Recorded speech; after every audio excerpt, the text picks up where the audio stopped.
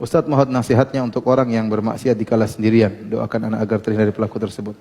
Ini musibah zaman sekarang. Tatkala internet terbuka, seorang bisa melihat apa saja, seorang bisa googling, bisa browsing apa saja yang tidak dia lihat.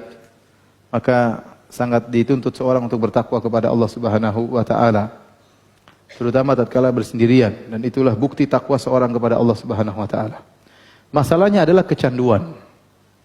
Seperti melihat gambar-gambar yang haram, ya, video porno atau klip-klip porno, itu candu, ya. Canduan, bahkan kecanduannya terkadang lebih parah daripada candu morfin atau candu rokok dan yang lainnya. Dan otak merekam, sebagaimana saya baca, otak itu merekam. Kalau dia sudah sering, maka dia akan selalu candu ingin melihat seperti itu. Kalau tidak, dia akan gelisah. Sebagaimana candu, orang merokok, kalau tidak merokok dia gelisah. Orang kalau morfin, tidak morfin dia apa? Gelisah, sudah kecanduan. Cuma candu untuk melihat ini lebih parah daripada candu-candu yang lainnya. Maka untuk bisa berhenti daripada itu, pertama dia menangis kepada Allah, berdoa kepada Allah, salat malam, minta agar dihentikan, agar Allah menghentikan perbuatannya. Terus dia selalu bertobat. Kalau dia terjerumus lagi, jangan pernah berhenti untuk apa? Bertobat kepada Allah. Terjerumus lagi, bertobat kepada Allah sampai dia bisa melepaskan itu semua.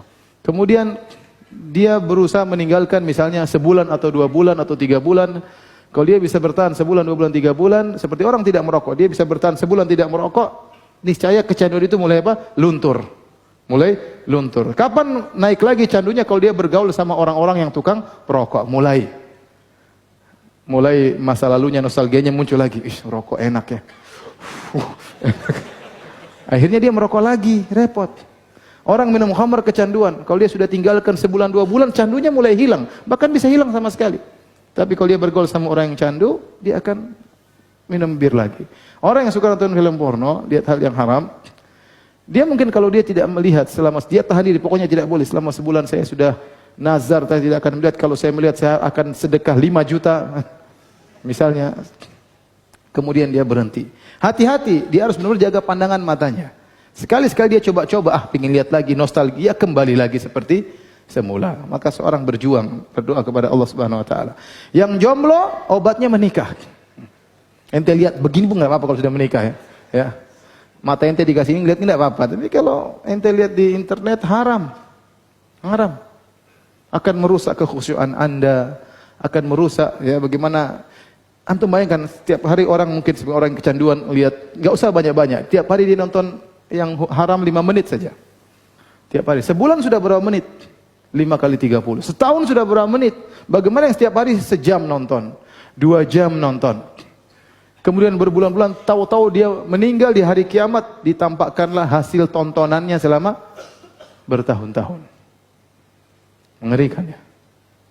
Saya pernah nonton, ada klip, ada orang yang sampai kecanduan nonton film porno sampai belasan tahun. Belasan tahun.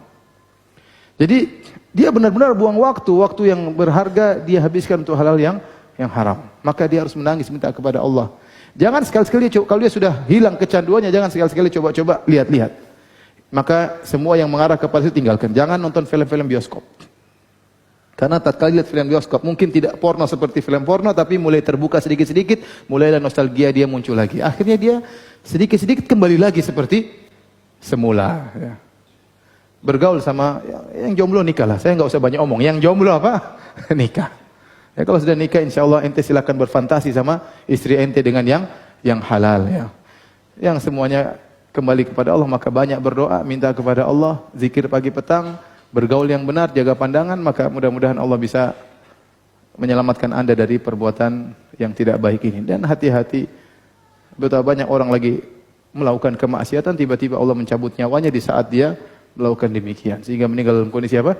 Su'ul khatimah. Waliyadzubillah. Demikian saja kajian kita. Masih banyak pertanyaan, tapi waktu kita terbatas dan ilmu saya juga terbatas.